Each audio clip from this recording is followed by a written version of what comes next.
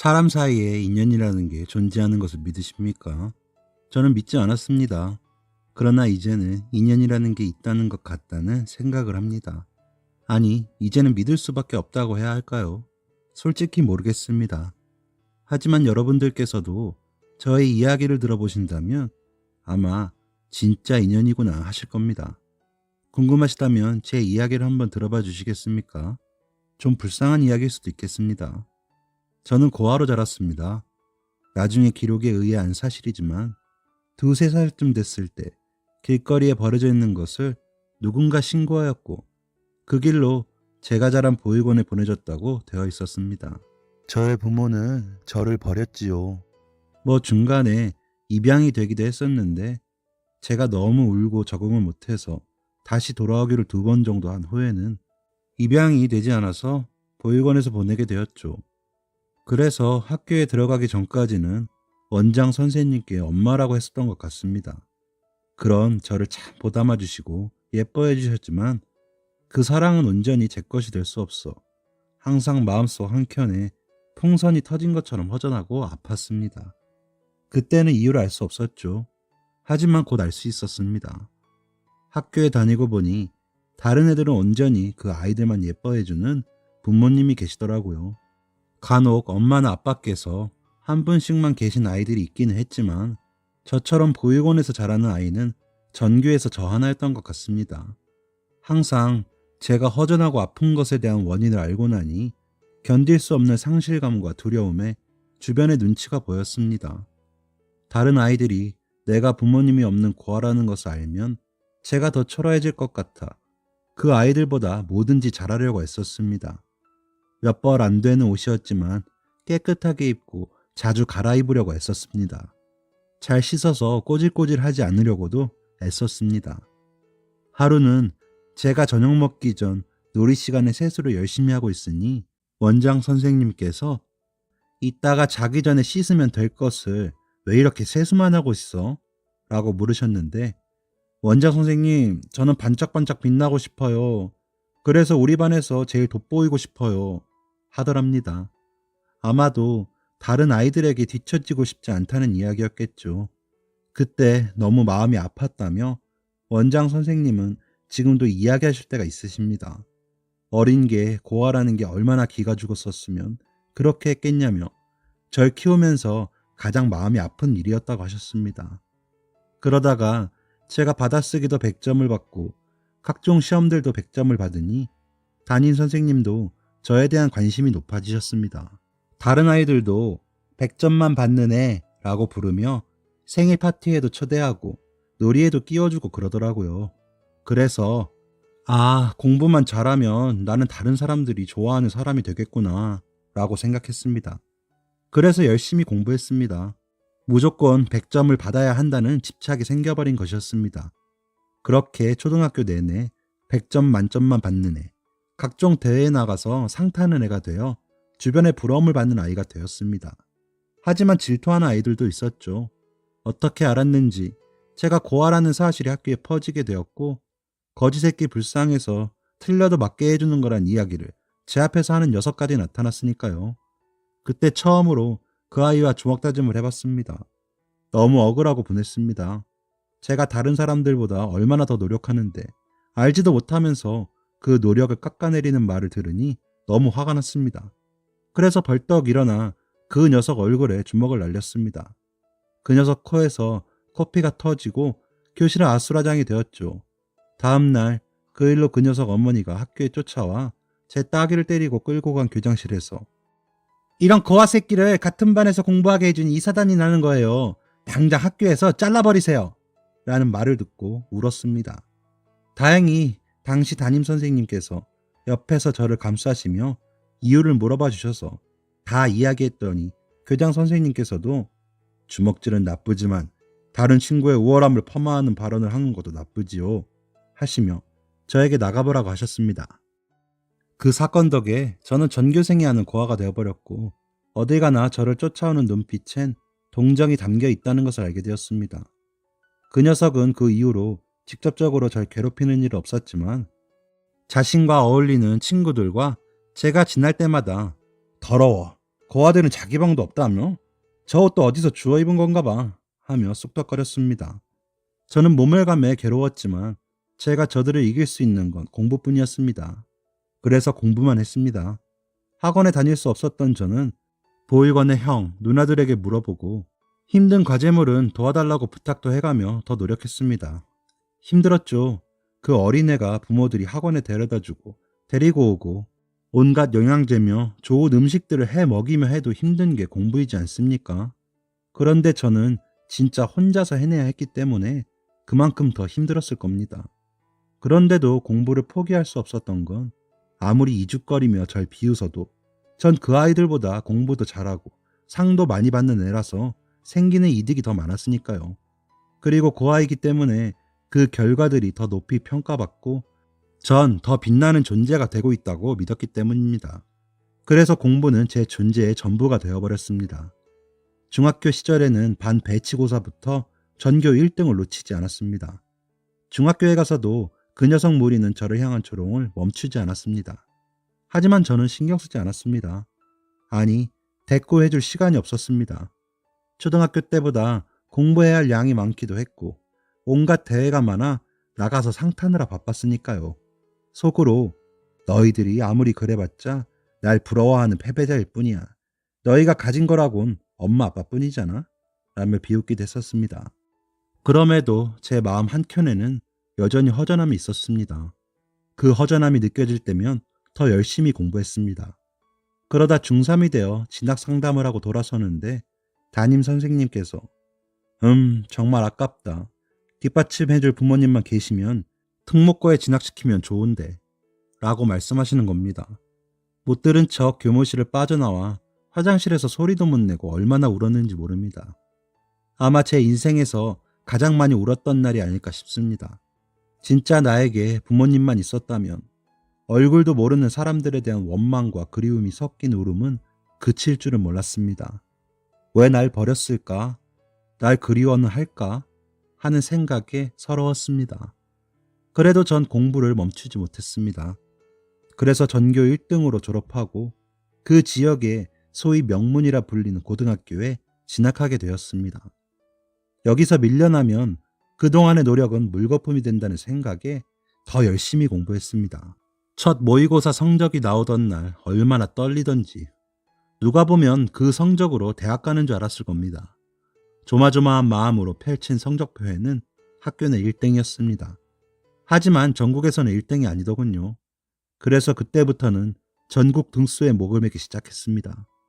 그리고 고등학교에 가서 더 좋은 점은 성적 우수자에 한해 기숙사에서 생활할 수 있다는 점이었습니다. 물론 주말과 방학에는 보육원으로 가야 했지만 기숙사에서 생활하다 보니 다른 아이들과 조건이 같아진 것 같아 좋았습니다. 중학교 때부터 받아온 기업 장학금으로 용돈을 쓸 수 있어서 학용품이나 제가 필요한 물건들은 채울 수 있었기 때문에 더 그렇게 느꼈는지도 모르겠습니다. 그렇게 저는 고등학생이 돼서야 주변의 시선으로부터 좀 더 자유롭다고 느꼈습니다. 하지만 저에게는 더 채찍질을 해야 했습니다. 학교에서 운영하는 성적 우수반 보충 수업마저도 저는 허투루 할 수가 없었습니다. 다른 애들은 주말에 나아가 학원에서 주말반 수업을 듣고 오기도 하는데 저는 그럴 수가 없었으니까요. 공부는 해야 하니 문제집은 사야 하고 금전적인 문제들로 조금은 벅찬 날들이 이어지고 있었습니다. 그렇게 고1이 끝날 무렵 저는 마침내 전국 등수 1등이라는 성적표를 받게 되었습니다. 그 성적표를 받던 그날 저는 반드시 서울대에 가겠다고 결심을 했습니다. 그래서 꼭 성공하겠다고 말이죠. 그래서 문과를 갔습니다. 이과도 갈 수 있는 성적이었지만 경영학과에 가서 부자가 되는 법을 배우고 싶다고 생각했습니다. 학교 성적은 꾸준히 1등을 하고 있었고 전국 등수는 100분위로 상위 1%를 유지하긴 했지만 1등을 놓칠 때가 있어 노력을 게을리할 수가 없었습니다. 그러다 고3이 되었고 저는 더 열심히 공부했습니다. 코피를 몇 번이나 흘렸는지 셀 수도 없을 만큼 말이죠. 학교장 추천으로 서울대 수시 원서를 쓰고 수능시험을 치렀습니다. 결과가 나올 때까지는 밑에 학년 후배가 과외를 받고 싶다고 해 과외를 해주며 수능시험 결과를 기다렸습니다. 아무래도 대학에 들어가면 자립을 해야 하니 돈을 좀 모아놔야 했거든요. 결과는 제 희망대로 서울대 경영학 원서를 쓰는 것은 무리가 없었습니다. 전국 등수 1등은 못했지만 100분위 상위 1%는 유지했기 때문이었죠. 원서 접수를 하고 오니 서울이라는 곳이 얼마나 크던지 약간은 겁이 나게 됐습니다. 그래도 할 수 있다라는 다짐을 하며 면접날을 기다렸습니다. 면접날 가서 근처에 지낼 만한 곳을 대충이라도 살피고 와야겠다 생각하며 지냈습니다. 보육원 원장님께서는 부산해지셨습니다. 왜냐하면 졸업과 동시에 저는 퇴소자가 되어 더 이상 보육원에서 지낼 수 없어지기 때문이었죠.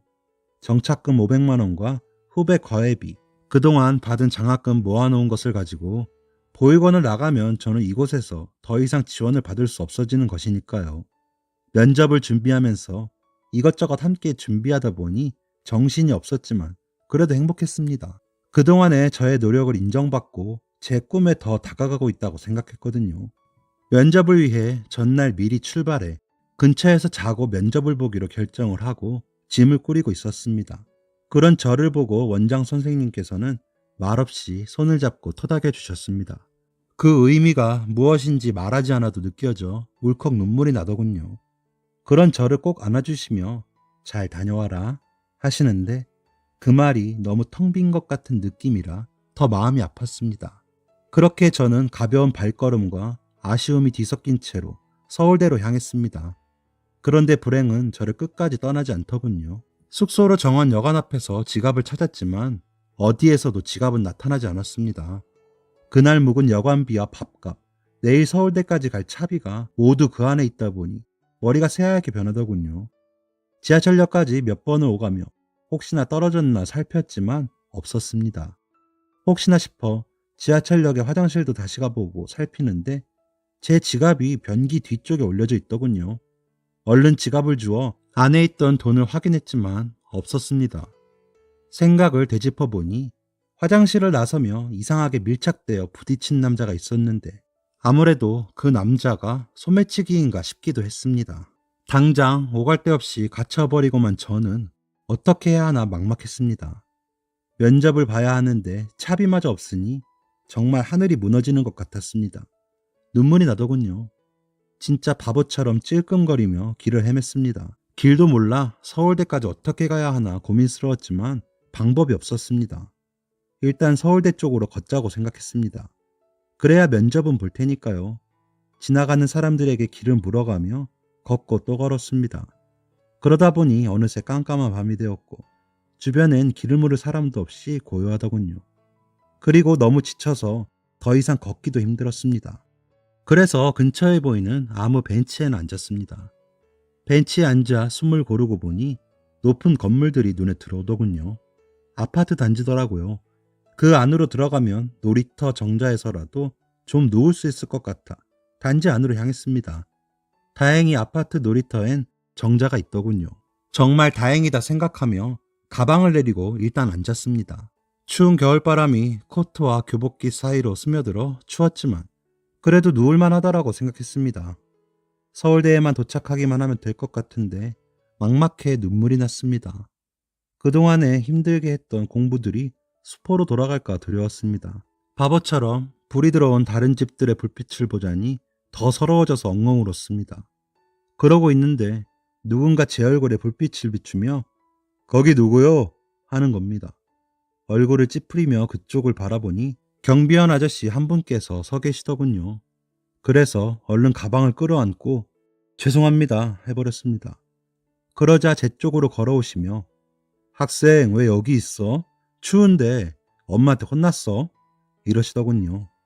그 소리에 더 울컥해진 것인지 아저씨께서 계신데도 눈물이 더 흐르더군요. 그런 저를 말없이 보시더니 밥은 먹었어? 일단 나랑 가서 몸 좀 녹이자 라며 절 경비초소로 데리고 가시더군요. 그러더니 말없이 라면을 끓여주시고는 먹으라고 웃으시더군요. 하루 종일 추운 데 있다가 온기가 느껴지는 곳에서 배까지 채우고 나니 슬슬 졸리기까지 했습니다. 그러다 제가 처한 현실이 떠올라 번뜩 정신을 차려보니 아저씨께서 절 보고 계시더군요. 그러시더니 학생 무슨 일인지는 몰라도 얼른 집에 가야 부모님께서 걱정을 안 하시지 하시더군요. 그래서 씁쓸하게 웃으며 저는 고아예요. 라며 대답하고는 그간의 일들을 말씀드리고 오늘 이렇게 헤매게 된 일까지 말하게 되었습니다. 그때 무슨 생각이었는지 모르겠지만 저에게 보여준 이유 없는 호의에 마음을 연 것도 같습니다. 그런 저의 말을 조용히 들어주시는 아저씨께서는 대단하네. 우리 아들이랑 동갑인데 대견스럽네. 하시더니 제게 돈 10만 원을 내미셨습니다. 그래서 아니에요 아저씨. 처음 뵙는 분께 제가 이런 돈 어떻게 받아요? 라며 거절했습니다. 그러자 아저씨께서는 그냥 주는 거 아니야. 빌려주는 거야. 보니까 학생 서울대 가겠는데? 그러니까 입학할 때 갚아. 나는 맨날 여기에 있는데 뭐. 우리 아들 같아서 그래. 학생이랑 동갑이거든. 이라고 하시며 저에게 그 돈을 쥐어주셨습니다. 그러더니 셔츠를 하나 내미시며 내일 이걸로라도 갈아입고 가. 내가 혹시나 해서 가져다 둔 건데 입을 일이 없어. 학생이 입으면 되겠네. 라며 웃으셨습니다. 하루 종일 헤매느라 꼬질꼬질한 저의 모습이 안쓰러우셨는지 그렇게 챙겨주셔서 너무 감사했습니다. 그래서 아저씨께 제가 꼭 이 은혜 갚겠습니다. 감사합니다. 라며 그날 밤은 아저씨와 경비 초소에서 보내고 다음날 서울대에 무사히 도착해 면접을 마쳤습니다. 면접이 끝난 후에 학교 앞 고시원 시세나 하숙 시세를 알아보니 아주 작은 고시원 방에는 들어갈 수 있을 것 같았습니다. 그리고 다시 보육원으로 돌아오면서도 그 아저씨 성함인 김규봉을 다시 떠올리며 반드시 다시 찾아뵙고 이 은혜를 갚겠다고 생각했습니다. 합격자 발표날이 되어 조심스럽게 전화를 들고 번호를 눌렀습니다. 그리고 들려온 합격이라는 말에 하늘을 날 것 같았습니다. 곁에서 보육원 동생들과 원장님, 선생님들도 다 함께 박수치며 즐거워했습니다. 저에게는 몇 없는 고마운 사람들이라는 생각에 눈물이 나더군요. 그리고는 김규봉 아저씨도 생각이 났습니다. 학교에 입학하면 꼭 찾아뵙겠다고 다짐을 했습니다. 그렇게 시작한 학교 입학 준비를 하며 짐을 싸는데 이곳에서 지낸 15년이 넘는 시간이 무색할 정도로 작은 짐을 보니 또 서글퍼지더군요. 그간에 공부했던 책들을 버리고 나니 옷가지와 사진 몇 장, 쓰던 일기장뿐이라 박스 2개에 나누어 담은 것이 제 짐의 전부였습니다. 그 안에는 김규봉 아저씨께서 주신 셔츠도 들어있었죠. 보육원을 나서는 날 원장님께서 봉사자분께 부탁을 해놓으셔서 제가 이제부터 묵게 될 고시원 앞으로 데려다 주시기로 했습니다. 우시는 원장님을 뒤로하고 보육원을 빠져나오는 차 안에서 저 또한 눈물을 흘리게 되더군요. 원장님께 드렸던 말처럼 꼭 성공해서 찾아오겠다고 다시 다짐하기도 했죠. 그렇게 시작된 저의 대학생활 또한 치열했습니다. 전액은 아니어도 반액 장학금을 받은 탓에 등록금 걱정이 조금 줄었지만 앞으로 생활을 위해서는 돈을 벌어야 했으니까요. 그래서 좀 부유한 동네로가 과외 전단지를 붙였습니다. 서울대 경영학과라는 간판이 있어서인지 과외를 하겠다는 연락이 곧잘 오더군요. 그렇게 수업을 듣고 과외를 하고 또 제 공부를 하느라 처음에는 정말 정신이 없었습니다. 다들 다니는 MT나 미팅, 소소하게 친구들과 친목도모 같은 건 생각도 못했죠. 그러면서도 김규봉 아저씨는 잊지 않고 있었습니다. 꼭 다시 만나고 싶기도 했고요. 그렇게 첫 번째 여름방학이 돼서야 저는 김규봉 아저씨의 셔츠와 제가 산 운동화를 가지고 그 아파트를 다시 찾았습니다. 경비초소에 들려 여쭤보니 아직 출근 전이시라며 곧 교대 시간이니 기다리라고 하시더군요. 다행이다 생각하며 처음 그 정자에서 기다렸습니다. 시간이 되어 다시 경비초소로 가니 아저씨께서 계시더군요. 반갑게 맞아주시는 그 미소에 저 또한 웃음이 번졌습니다. 은혜 갚으러 이제야 오네요. 라며 셔츠와 운동화, 돈 10만 원을 드렸습니다. 이건 빌렸던 아저씨 셔츠고요. 이건 아저씨께 갚아야 할 돈이고요. 이건 제 나름의 이자예요. 라는 말과 함께 건넸습니다. 아저씨는 운동화에서 눈을 못 떼시며 아이고 이런 걸 뭐하러 사와. 내 발 사이즈는 어떻게 알고? 라고 하시더군요. 그래서 비싼 건 못 샀어요. 저도 아직 학생이라. 사이즈는 그때 아저씨가 신으라고 주셨던 슬리퍼 사이즈로 샀어요. 저랑 발 사이즈가 같으시던데요. 라고 말씀드렸습니다. 그러자 아이고 눈썰미가 좋네 하시며 신발을 신고는 너무 좋아하시더라고요. 너무 잘 맞는다며 잘 신겠다고 하시면서요. 그렇게 인사를 하고 제 휴대전화 번호를 드리고 아저씨 번호도 알아내고는 돌아왔습니다. 돌아서는 저에게 아저씨는 너무 대견해서 주시는 거라며 돈 10만 원을 다시 제 주머니 속에 넣어주시더군요. 계속 거절하던 저는 그 돈을 받을 수밖에 없었습니다. 아저씨께서 이 돈 가져가고 또 나 보러 와. 그러면 돼. 우리 그렇게 지내자. 하시는 겁니다.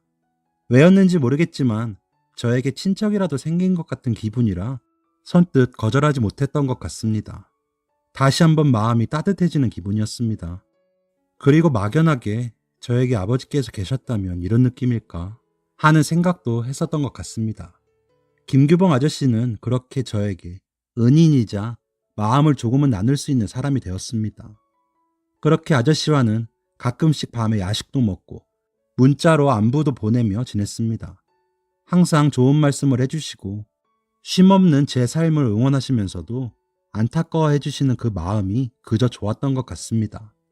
그렇게 시간은 흐르고 3학년이 되었을 때 그간 과외를 하던 학생이 고3이 되었습니다. 그 동생이 중3이라 함께 봐주느라 주 3, 4회 정도 가는 집이었는데 하루는 그 집 어머니께서 입주과외 선생을 해보는 게 어떻냐고 이야기를 하시더군요. 아유, 내가 과외비는 그간에 드리던 거 3배까지 드릴게요. 애들이 선생님하고 공부하면 너무 잘 된다 그래서요. 라고 하시는 겁니다.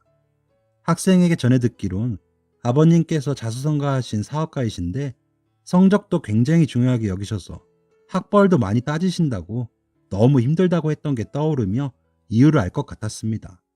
사실 저에게는 너무 좋은 조건이었지만 왠지 객식구로 껴서 사는 것이 어색할 것 같아 망설여졌습니다. 그러자 선생님, 프라이버시는 걱정 마세요. 우리 지하층이 별채처럼 따로 입구가 나 있거든요. 선생님 지내시는데 불편 없이 내가 해놓을게요. 수업 시간만 아니면 우리가 간섭도 안 할게요. 라며 절 설득하시더군요. 그래서 하기로 하고 다른 과외들은 모두 정리를 했습니다. 저도 차츰 취업 준비까지 함께 하려면 어느 정도 정리를 해야 한다고 생각은 하고 있었으니까요. 저는 고아라 군대도 면제라서 빨리 취직해 자리 잡고 싶었습니다. 그래서 보육원 동생들도 도와주고 혹시나 어디엔가 살아있을지 모르는 부모를 찾아 보여주고 싶었으니까요. 저는 아직 고군분투 중인데 그 사람들은 어디서 어떻게 살길래 한 번을 찾지도 않나 궁금했습니다. 김규봉 아저씨께도 이 소식을 전하며 전보다 시간이 더 날 것 같다 말씀드렸더니 역시 똑똑한 사람은 다르네. 잘됐다. 앞으로 더 좋은 일만 있을 거야. 하시더군요. 조만간 밥이나 함께 먹자고 말씀드리고 저는 고시원을 정리해 그 집으로 들어갔습니다. 불편하지 않게 꾸며주신다던 방은 더할 나위 없이 훌륭했습니다. 널찍하고 푹신한 침대 감촉에 얼마나 놀랐는지 모릅니다. 제가 지내던 고시원 방에 비하면 5배는 넓은 방에 없는 것이 없게 해주셨더군요. 가진 사람들은 참 이런 윤택하고 안락한 삶이 쉽게 되는구나 하고 다시 한번 느끼게 되었습니다. 그러다 학생이 첫 모의고사에서 전에 비해 높은 성적을 받게 되어 어머님의 초대로 그 가족들과 식사를 하게 되었습니다. 아버님은 거의 처음 뵙는 거라 인사를 드리고 식사를 하는데 선생님, 과가 경영학과라고요? 네, 후배네 하시는 겁니다. 그래서 몰랐습니다. 영광이네요 하고 웃었더니 몇 가지 질문을 하시더군요. 학과 공부에 관한 것부터 면접에서나 할 질문들을 하시더니 우리 애 대학 보내고 나면 선생님 나랑 따로 좀 봅시다 라고 하시는 겁니다. 그래서 감사합니다. 기회를 주시면 열심히 하겠습니다 라고 대답했죠. 그리고 그 대화는 그냥 잊은 채로 학교 수업, 과외, 가끔 외출에 김규봉 아저씨를 만나기를 반복하며 지냈습니다. 그렇게 학생이 수능을 치르고 저는 학교 근처 하숙집이나 알아보려고 하고 있었습니다. 학생은 서울대는 아니었지만 서울의 상위권 대학에 합격했고 어머님께서는 눈물까지 흘리시며 감사하다고 하시더군요. 저와 수업하기 전에 성적으로는 서울 하위권도 겨우 들어갈 성적이었던지라 더 그랬던 것 같았습니다. 학생이 부럽더군요. 그리고 대견하기도 했고요. 그래서 인사를 드리고 앞으로 짐을 언제까지 빼겠다고 말씀드리려는데 학생 아버님께서 절 서재로 부르시더군요. 드라마에서는 나올 것 같은 서재에 놀라고 당황했지만 아버님 말씀에 더 깜짝 놀랐습니다. 앞으로 1년 동안 내가 후원을 좀 할게요. 선생님께서는 지금 쓰시는 것처럼 별채를 쓰세요. 그리고 졸업하시면 우리 회사로 와서 일을 좀 배웁시다. 라고 하시는 겁니다. 그래서 왜 저에게 이렇게까지 호의를 베푸시나요? 저는 그간에도 너무 감사했습니다. 라고 말씀드렸더니 아는지 모르겠지만 애들 나이에 비해 내가 나이가 좀 많아요. 일하느라 장가를 너무 늦게 갔거든. 아이들이 내 회사를 물려받아 줄 때까지 내가 현역에서 할 수 있지 못할 것 같아요. 그래서 나는 믿고 맡기고 아이들을 이끌어줄 사람이 필요한데 선생님이 딱일 것 같아요. 내가 알아보니까 성실하고 학점도 좋더구만. 꼭 나 젊을 때 같아요. 그리고 있어주면서 우리 둘째도 좀 봐주고 라고 이야기하시더군요. 학생의 아버님은 회사는 대기업까지는 아니었지만 중견기업으로 급성장하며 그 규모가 점점 커지고 있다고 알고는 있었지만 갑작스럽게 저에게 이런 확실한 기회가 오니 어안이 벙벙하더군요. 그래서 생각할 시간을 주십사 했습니다. 그러곤 김규봉 아저씨께 찾아가 이런 일이 있었다고 말씀드리며 고민이 된다라고 했더니 뭐가 고민이야. 더없이 좋은 기회구먼. 나처럼 무식한 사람이 들어도 좋은 기회네. 그 사장님이 하자는 대로 해. 손해볼 것도 없잖아. 라며 또 사람 좋은 미소를 보이시더군요.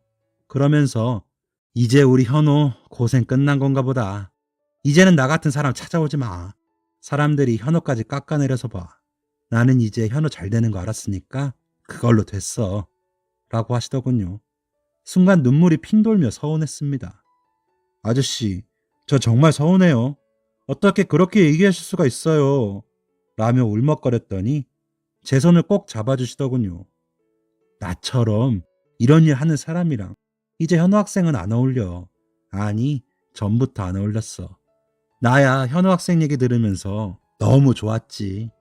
그런데 현우 학생은 더 잘나고 더 대단한 사람들하고 어울릴 건데 나 같은 사람이랑은 이제 그만 만나. 이만하면 은혜 다 갚고도 남았어. 라며 눈물을 보이시더군요. 괜히 반항심도 들고 화도 났습니다. 그래서 눈물을 닦으며 그래요, 알았어요. 저 그렇게 파렴치한 만드세요. 저 이제 다시는 안 와요. 안 올 거예요. 라며 일어나 와버렸습니다. 그때 그러면 안 됐는데 그냥 웃으며 농담처럼 넘겨야 했던 건데 그렇게 한 달 정도 지났을까? 아저씨께 찾아가 보았지만 이미 일을 그만두신 후였습니다. 전화를 해도 없는 번호라고만 나오더군요. 3년을 꼬박 만나면서도 아저씨 집도 몰라 어떻게 찾을 길이 없었습니다. 관리 사무실에 문의를 해보았으나 주소지를 알려주긴 힘드시다며 안 알려주시더군요. 그렇게 시간이 흘러 졸업을 하게 되었습니다. 원장님께 오시라고 해서 졸업식을 함께 했습니다. 아저씨 생각도 나더군요. 학생 어머님과 학생들도 와서 축하해줬습니다. 원장님께 그간의 일들을 말씀드리니 너무 감사하다며 학생 어머님 손을 잡고 놓지 않으셨습니다. 그리고 저의 회사 생활은 시작되었습니다. 회장님 직속 비서실로 입사해 정신없이 바쁜 날들을 보내느라 시간은 더 빠르게 흘러갔습니다. 회장님께서는 전에 말씀하셨던 것처럼 저의 업무의 많은 부분을 맡기셨고 배우길 원하셨습니다. 남들이 보면 꼭 제가 아들이라도 되는 것처럼 말이죠. 열심히 배웠습니다. 그럴 수밖에 없었으니까요. 어느새 회사에 들어간 지 10년이 지났더군요. 저에게 수업을 받던 학생들은 어느새 회사로 들어와 아직은 평사원으로 일을 익히고 있고 저는 본부장이라는 직함 아래 회장님을 대신하여 대부분 업무와 비즈니스들을 살피고 있습니다. 회장님께서는 일주일에 4일 오전에만 업무를 보시고 나머지는 휴식과 골프에 시간을 보내곤 하시죠. 물론 큰 업무들은 아직 회장님의 역할이 크신지라 회사 내 입지도 대단하시고요. 저에게는 항상 아이들이 다 물려받으면 본부장도 사장단에 앉혀줄 테니까 나 좀 잘 봐줘 라며 농담을 하십니다. 그런 얘기를 들으면 웃고 말지만 아직까지도 저는 부모라는 존재가 자식을 위해 이렇게까지 하는 사람들인데 도대체 우리 부모는 뭘까? 버림받았다는 상처는 성공을 하고 난 후에도 사라지지 않는 멍울이었습니다. 그 상처는 늘 그렇게 왔다가 가는 그리고 또 다시 내게 찾아오는 30년을 저와 함께한 일상이 되어 있었습니다. 그러던 어느 날이었습니다. 저는 바쁘게 지내다 보니 끼니를 편의점 삼각김밥으로 때울 때가 종종 있습니다. 지금이야 살림살이 좀 나아졌지만 느긋하게 앉아서 밥 한 끼 먹는 게 사치처럼 지내왔던지라 이동하면서 먹는 삼각김밥이 제겐 안성맞춤이었습니다. 게다가 입이 고급지지 않은 탓인지 저는 그게 그렇게 맛있더라고요. 어려운 시절 생각도 나고 맛도 여러 개라 질리지도 않고 말이죠. 그래서 그날도 삼각김밥 2개에 바나나 우유 하나를 먹어야겠다 싶어 편의점에 들어가 물건을 들고 계산을 하려고 하는데 어디서 많이 본 아이의 얼굴이 계산기 포스 화면에서 송출되고 있었습니다. 제 생각에 이 모습은 다름 아닌 저였습니다. 몇 장 안 되는 저의 아기 때 사진 속에 제 모습이 분명했습니다. 사려던 물건들을 내려놓고 자세히 다시 들여다봤습니다.